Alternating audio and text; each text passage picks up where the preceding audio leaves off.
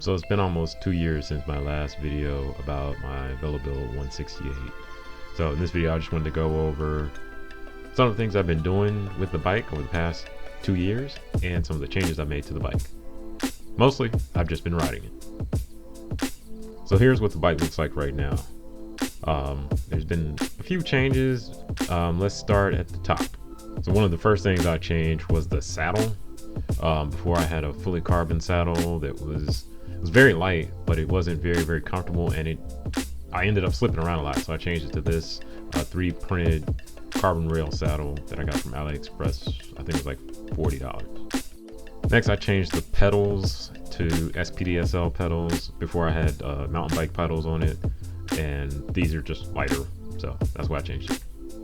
In the last shot, you probably noticed I have the Magene power meter.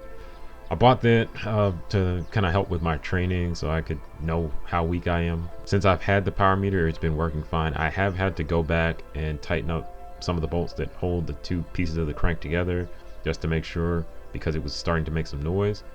But other than that, it's been working perfectly fine. Now the next, I guess, major change I made was the group set. Before I had a mix of 105 and Ultegra on the bike, so now I have Ultegra Di2. But thus far it's been working well.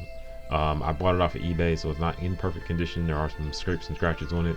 I also got this cheap carbon fiber chain catcher off of AliExpress.